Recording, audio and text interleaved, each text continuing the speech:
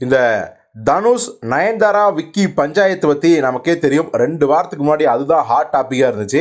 அதாவது நயனோட அந்த கல்யாண வீடியோவை வந்து பார்த்தீங்கன்னா நெட்ஃப்ளிக்ஸ் விற்றுருந்தாங்க. அது வந்து நானும் ரவுடி தான் படத்தோட ஃபுட்டேஜ் எல்லாம் அந்த வீடியோவில் இருந்தது. பட் அந்த ஃபுட்டேஜுக்கான ரைட்ஸு ப்ரொடியூசர் தனுஷிடம் இருந்தது. ஆனால் 2 பேருக்குமான மோதலில் கருத்து வேறுபாடால் பிரிஞ்சதால் அந்த ரைட்ஸை வந்து அவர் கொடுக்கவே இல்லை. வெறும் 3 செகண்டுக்கு 10 கோடி நஷ்டஈடு கேட்டிருக்காருங்க அப்படின்னு சொல்லி தனுஷை தனிப்பட்ட முறையில் திட்டி தீர்த்து ஒரு நீண்ட அறிக்கையை நயன்தாரா வெளியிட்டு இருந்தாங்க. அது எல்லாருக்கும் நமக்கே தெரியும். அந்த அறிக்கை வெளியான ஒரு சில நிமிடங்களில் பார்த்தீங்கன்னா பல ஹீரோயின்கள் அதை வந்து ஷேர் பண்ணியிருந்தாங்க. அவங்க யார் பார்த்தா எல்லாருமே தனுஷ் கூட ஜோடியாக நடிச்சவங்க.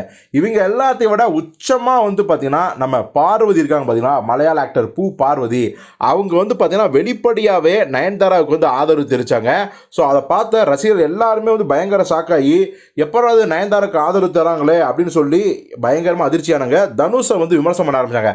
பூ பார்வதி ஒரு நல்ல இமேஜ் உள்ள, அதாவது சினிமாலையும் சரி பர்சனல் லைஃப்லையும் சரி நல்ல ஒரு இமேஜ் உள்ள ஒரு நடிகை.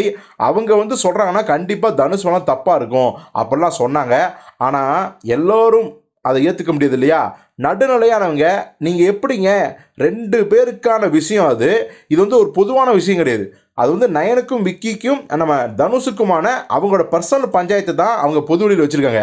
பட் அவங்களுக்குள்ள என்ன நடந்துருக்கு அப்படிங்கிறது நம்ம யாருக்குமே தெரியாது. அப்படி இருக்கும்போது பார்வதியாகிய நீங்கள் எப்படி நயனுக்கு மட்டும் ஆதரவு தெரிவிக்கலாம்? அதாவது ஒரு லைக் பண்ணுறதோ ஒரு ஷேர் பண்ணுறதோ பெரிய விஷயம் இல்லை, சப்போர்ட் பண்ணுறேன்ட்டு. ஆனால் உண்மையாலுமே வந்து நயன்தாரா பக்கம் தான் உண்மை இருக்குது அப்படின்னு நீங்கள் எப்படி சொல்லலாம் அப்படிங்கிற கேள்வியை முன் வச்சுருந்தாங்க.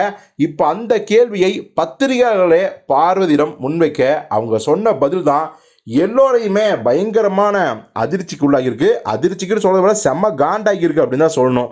என்ன சொல்கிறாங்கன்னா, இல்லைங்க, தனுஷ் குறித்த நயன்தாரா போட்டிருந்த போஸ்ட்டை பார்த்த உடனே ஷேர் செய்யணும்னு எனக்கு தோணுச்சு. ஏன்னா லேடி சூப்பர் ஸ்டார் நயன்தாரா சினிமாவில் தனக்கான இடத்தை பெரும் போராட்டம் நடத்தி தானே உருவாக்கியவர். அவர் அதிகம் இன்டர்வியூக்கள் கொடுக்க மாட்டார். அவரே தான் கடந்து வந்த கஷ்டங்கள் குறித்து 3 பக்கம் ஓப்பன் லெட்டர் எழுதும்போது எனக்கு அவருக்கு சப்போர்ட் செய்யணும்னு தான் தோணுச்சு. அவர் சொல்வதில் ஒரு வேல்யூ இருக்கிறது.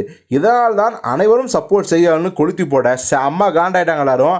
ஏமா இது என்னமா அது வெள்ளையாக இருக்கவங்க பொய் சொல்ல வேண்டாம் அப்படிங்கிற கணக்காக இருக்குது. அவங்க கஷ்டப்பட்டு வந்தாங்க அப்படின்னா அவங்க பொய் சொல்ல மாட்டாங்களா?